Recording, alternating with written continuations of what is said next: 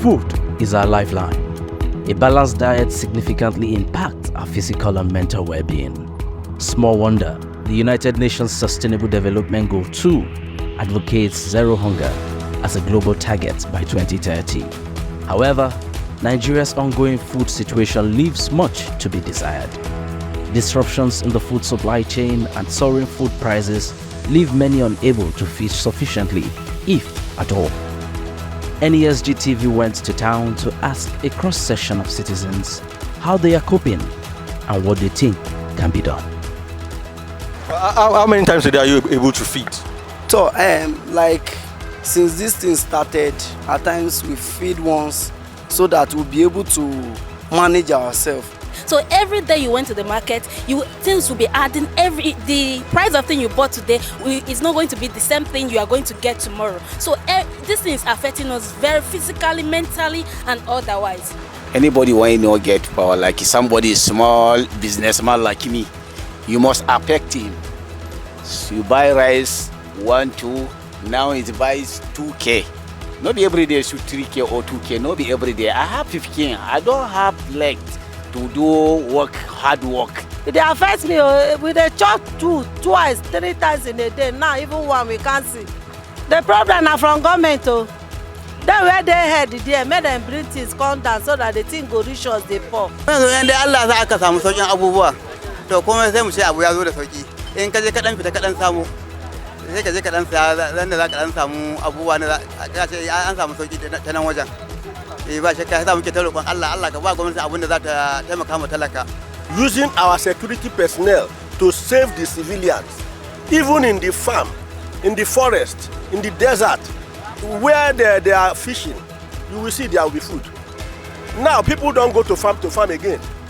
They don't go to the stream to fish again. So if our government can promise us our safety, our security, in fact, there will be jafunya for food. The one thing that has really affected these food issues in Nigeria is the issues of security at farms, because I have a grandma. She used to farm Irish very well, and do you know that last year she didn't farm Irish? Why? Because she didn't farm Irish last year because they have issues of people attacking villages and things like that. So to be on the safe side, she couldn't farm, and there was scarcity of Irish in Plateau States last year. So if the government can say how they can curb the security issues, I think it will help. Keep your door open. You will see somebody will break in to take 1 or 2 things, you understand? So they should just help us. Hi, I'm Francis Chapo, your host for today's pilot episode of NESG TV. With me is Dr. Tayo Aduloju, CEO of the NESG and staunch SDG advocate. Today, we will discuss the ongoing food crisis and pathways to zero hunger in Nigeria. Welcome, Dr. Tayo. Thanks, Francis. It's great to be here as always. Thank you. So actually, I've noticed with the Vox Pop, Nigerians are hungry and they're tired. But just tell us right off the bat, is it alarmist to say there's a food crisis in Nigeria? I think it's pragmatic to say there's a food crisis in Nigeria. I think the challenge is it could have been pragmatic to say there was a food crisis in Nigeria 10 years ago. Okay. And of course, depending on what you call alarmist, as far as at least the NESG was concerned, we potentially were dealing with a food crisis in 2016. As you would remember, the 2016 Nigerian Economic Summit was focused on made in Nigeria. A big part of what we signaled to the country that on all strategic foods, Nigeria was not self-sufficient in any one. Now, if that was in 2016, between 2 recessions and 1 pandemic, the food crisis has simply gotten worse. So actually, Nigeria is dealing with a chronic food crisis that has become long-standing. And so what you're now dealing with is the scale of the problem. It's like you had a problem and it simply got worse. And so if we think of where we were, for example, at pre-COVID, we were about 28 million food insecure Nigerians. These are just Nigerians coping to get a meal a day or to reach, the targeted nutrition requirements for a human being. During COVID, that number jumped. That's in 2020. June, it jumped from about 28 million to about 34, 35 million by June. And in June, we declared a food crisis at 34, 35 million in 2020. Now, last year, January, we were at 66.2 million food insecure people. That's almost 2 times the size of food insecure when we were at COVID. And this year, first quarter, we crossed 100 million food insecure Nigerians. So the question about are we in a food crisis kind of is a strange question because it's evident we are.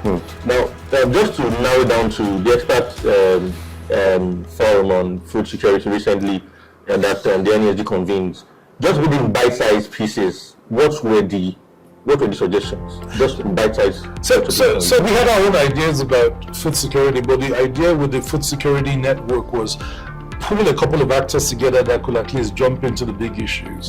One is, one of the things we spoke about is that there's not sufficient coordination across government, private sector, civil society, development sector. So for example, development agencies in Nigeria are implementing a massive amount of food crisis response programs across the country. There is no heat map on where these interventions are, what they are doing, what they are focused on, what crops are focused on. So now all of us know where intervention is at its highest, where is at its lowest, like where to close the gap. So one of the things we agreed about is a much greater need for coordination. If you listen to the conversations we have just had, there's a lot of misinformation about what the problem is and what the solutions are. Number 3 is cooperation. The scale of the problem requires private sector resources, government resources, donor resources, development sector resources. And so there has to be cooperation where everyone has clear responsibilities. So we want to bring private sector across board, across the 36 states into the room.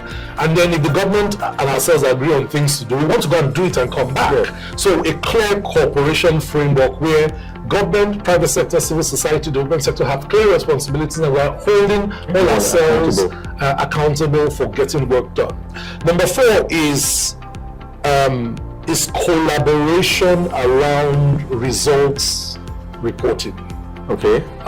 When all is said and done, how many people did we feed?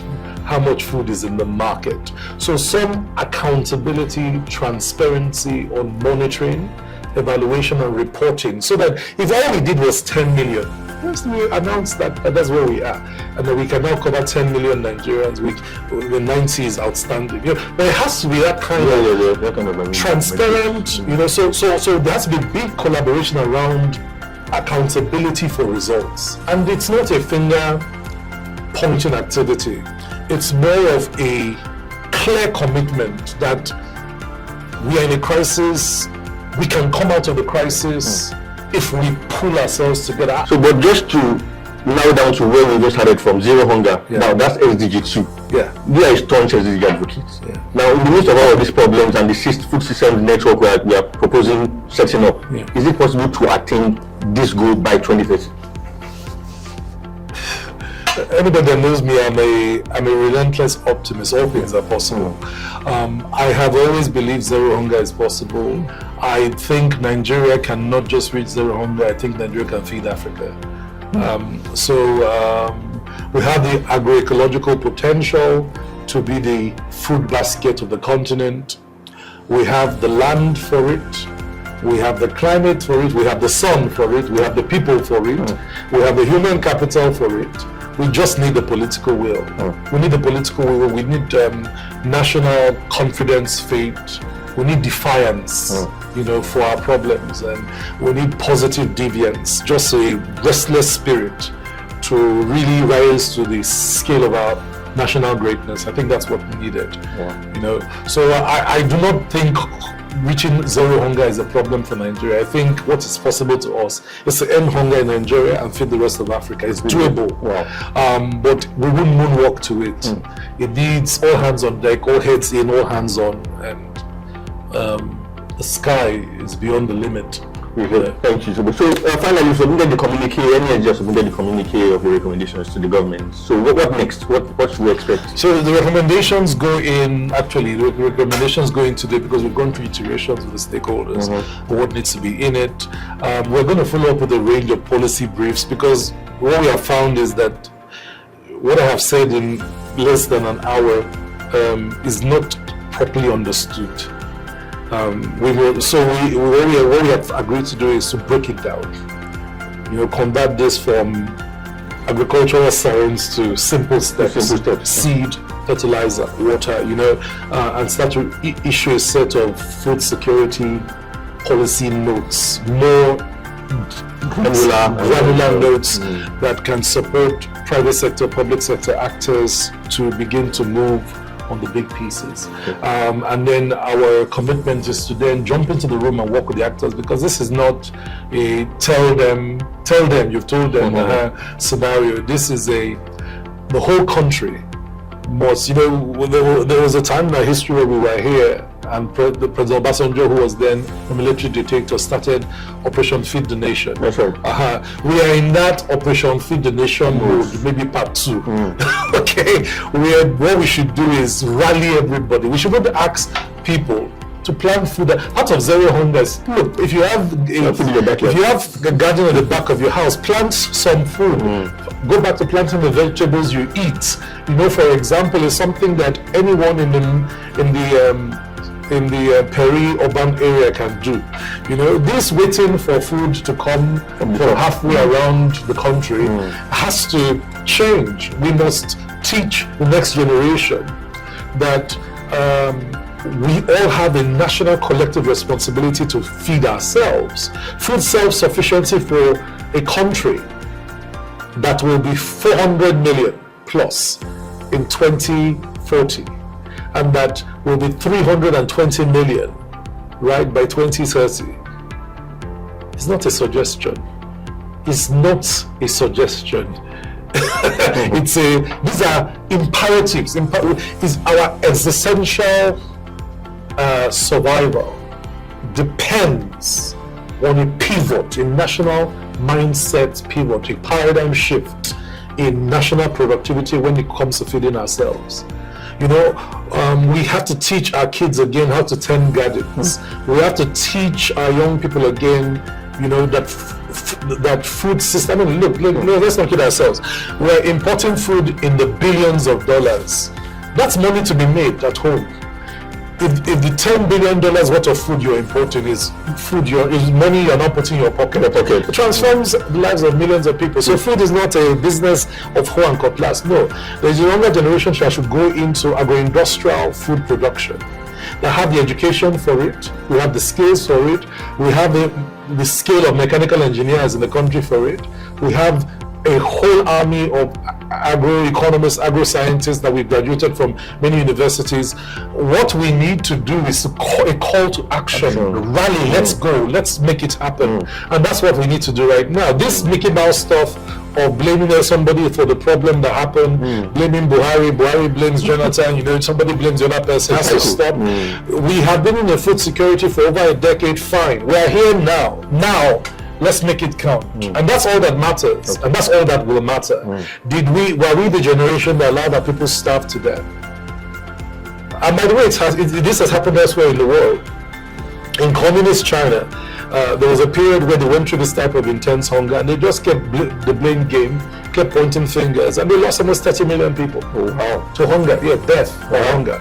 And that's why China doesn't play with food.